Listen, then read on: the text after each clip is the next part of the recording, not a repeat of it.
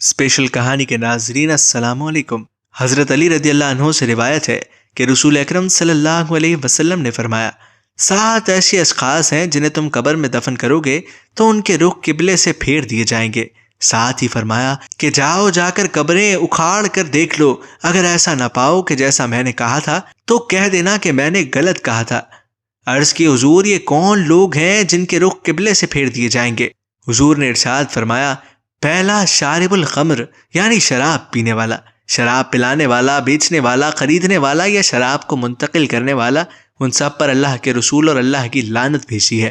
ایک روایت میں آتا ہے شراب پینے والا بت پوجنے والے کی طرح ہے، شرابی جب مرتا ہے اسے مرتے وقت کلمہ نصیب نہیں ہوتا، اور دوسرا یہ کہ اس کا قبلے سے رخ پھیر دیا جاتا ہے۔ نمبر 2، انسانوں کی خرید و فروخت کرنے والا، یعنی وہ افراد جو انسانی اعضاء یا مکمل انسان کی خرید و فروخت کرے، اس کا رخ بھی مرنے کے بعد قبر میں قبلے سے پھیر دیا جاتا ہے۔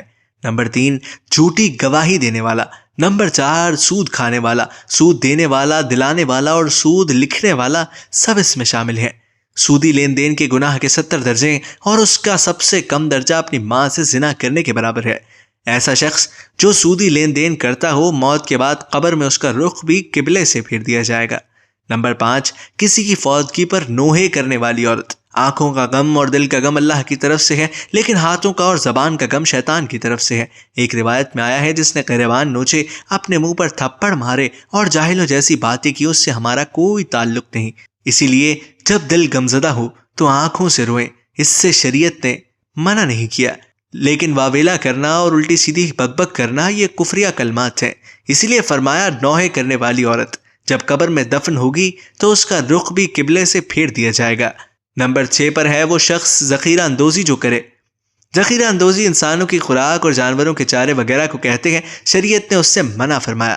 حضور صلی اللہ علیہ وسلم نے ارشاد فرمایا، جس شخص نے 40 دن تک ذخیرہ اندوزی کی، اللہ تعالیٰ اسے 40,000 سال تک جہنم کی آگ میں جلائے گا۔